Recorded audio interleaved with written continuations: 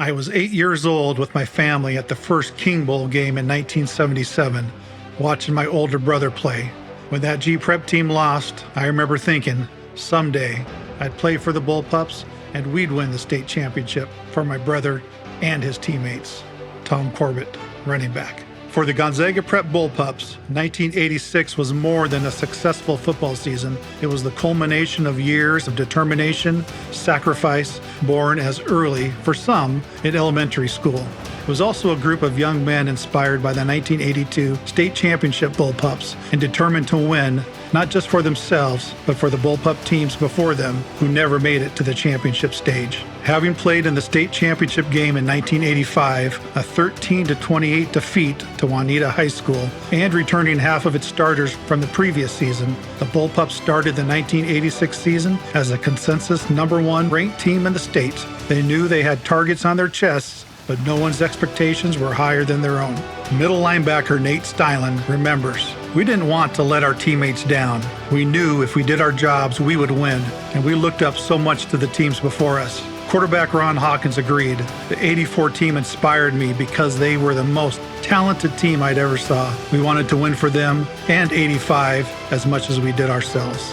And when they did, led by Gonzaga Prep and Washington State Hall of Fame coach Don Anderson and his assistants Bob Peterson, Clarence Huff, and H.T. Higgins, the Bullpups dominated on both sides of the ball. They averaged nearly 37 points per game while allowing their opponents less than a touchdown per game. Their defensive unit, led by defensive end and team co-captain John Cowan, linebackers Tom McKernan and Nate Stylen, and nose guard Steve Nichols. Outstanding kicker Thane Doyle led the special teams unit. And the offense? Following a powerful offensive line, quarterback Ron Hawkins orchestrated G-Prep's patented wishbone with surgical precision, alongside halfbacks Tom Corbett and Todd McGann, the powerful running of fullback Matt Miller, and the elusiveness of wide receiver Rob Bonneau, the only two-way player on the squad. The team started the season strong, with high-scoring shutouts of University and Central Valley, setting the table for an early season face-off with Meade, which had also shut out its first two opponents and had played a tight game with Prep in the 1985 season. Over 10,000 people attended the Friday night cap in anticipation of a classic Greater Spokane League matchup. But the Bullpups made a statement, leading by 35 at halftime on its way to a 45-0 rout of the Panthers. G-Prep continued its strong play in the Greater Spokane League, winning every game and shutting out 5 opponents, including perennial rival Lewis and Clark. Prep moved on to the playoffs, hosting Pasco, led by future NFL linebacker Anthony Davis. The Pups left no doubt they intended to make it back to the King Bowl with a 44-0 trouncing of the Bulldogs. Next loomed the second-ranked and undefeated Kennewick Lions, still bitter from a 41-0 loss to the Bullpups in the snow at Lions Stadium in the 1985 playoffs. The entire Gonzaga Prep community and most of the population of Kennewick descended on Albee Stadium to watch what is still considered one of the greatest high school football games ever played in the state of Washington.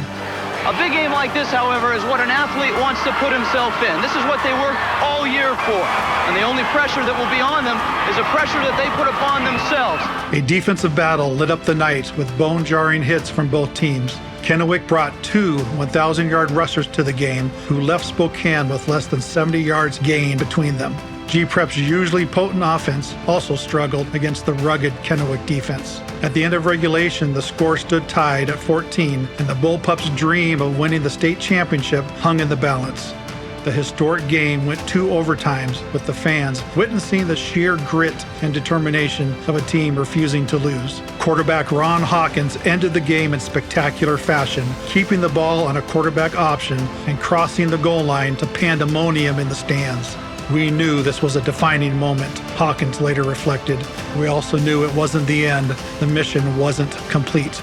Next, the Bullpups took on Kelso, where the Pups' vaunted defense would not budge an inch. The offense got rolling in the second half, and the Bullpups capped their final game at Albee Stadium with a 35-0 win, sending them to their second consecutive King Bowl. As luck would have it, the 2-time defending state champion Juanita Rebels from Kirkland, Washington, upset their opponent in the other semifinal, setting up a rematch of the 1985 King Bowl. Coach Anderson and his Bullpups knew legendary coach Chuck Tarbox and the Rebels would be ready to play. December 6, 1986, King Bowl 10. Hawkins, pitch back. This is Corbett. Gets a block at the 30. Cuts back. 25, 20. He may go. Tom Corbett. Touchdown. Gonzaga Prep. A 30-yard touchdown run. Gonzaga Prep on the board first. They lead it 6-0. And Thane Doyle, the senior place kicker, on to attempt the extra point. And although Juanita managed to tie the game, the Pups were unyielding. Its defense rocked Juanita's offense early and often, owning the line of scrimmage and harassing their quarterback all night, forcing 2 interceptions. Throwing over the middle. Intercepted Gonzaga Prep. That is Pete Simpson, the free safety.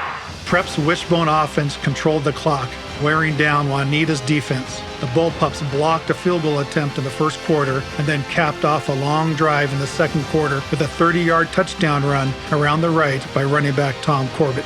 Juanita evened it before halftime on a long pass on a broken play to its star running back Clayton Harley, but Prep came out firing in the second half. Backer with the play. 2nd and 9 for the 46. Other way they go, and this will go all the way perhaps. Intercepted. Breaking the tackle is Matt Murphy. The defense, anchored by Matt Murphy's game-changing interception in the third quarter, set the stage for Ron Hawkins to redeem himself after an earlier fumble. With just over 7 minutes left, Hawkins, he'll keep it. He sneaks and he's in. Hawkins delivered the decisive 1-yard keeper, sealing the Bullpups' victory and dethroning the 2-time defending champions. Coach Anderson, hoisted on the shoulders of his players, summed it up best. Patience and discipline won it for us. These kids showed what true character looks like. This team didn't just lift a trophy, they lifted an entire community. And hello, state championship. The 1986 Bullpups finished their undefeated state championship season as the wire-to-wire #1 ranked team in the state of Washington and finished number 7 in the final USA Today National High School Football Top 25 rankings. They had 7 shutouts in 12 games, a number that has not been matched by any Gonzaga Prep team since. 10 starters were named First Team All Greater Spokane League. Ron Hawkins and Tom McKernan were named to the All-State team, with Hawkins being named the Offensive Back of the Year in the state of Washington. Coach Anderson was named Greater Spokane League Coach of the Year. More than 15 players went on to play in college, but if you ask any of them what football experience they most remember, it will be the unmatched championship season that they shared with their lifelong friends and teammates at Gonzaga Prep. We weren't a bunch of blue chippers. We were a group of guys who complimented each other, Nate Styling recalls. We were really like a family, so when we drove up to the Kingdome that day, it didn't matter who we were playing. We were ready to go. Looking back, it would be hard to replicate the chemistry we had. The impact of the 1986 Bullpups extends far beyond the scoreboard. They were more than champions. They became leaders, role models, and exemplars of Gonzaga Prep's values, faith, humility, and the pursuit of the Magus, or something greater. Decades later, quarterback Ron Hawkins thinks he knows the secret to their success. The biggest lesson I learned from that team is that you surround yourself with great people who work together, you can do amazing things. We won that championship in the off-season. The day after we lost the '85 King Bowl, we were getting ready for next year. Most importantly, they won as a team by relying on their friendship and faith in each other, playing with inspired passion and execution at every position in all 3 phases of the game. Their brotherhood was and will always be special, reflecting all the best of Gonzaga Prep. Chris Standifer, now Gonzaga University's athletic director, credits a special quality of his teammates as the key to their victorious season. It was an outcome of leadership. We had great leaders on that team who had a profound impact on my life and how I lead today. We appreciated each other and held each other accountable. Being at Prep meant we were all part of something bigger. Many have gone on to successful careers, becoming leaders of their organizations. They embody the lessons of teamwork and perseverance they learned as Bullpups. And they've passed those values on to the next generation, proving that their greatest victories were not just on the field, but in the lives they touched and also how they played the game. Tom McKernan sums it up well.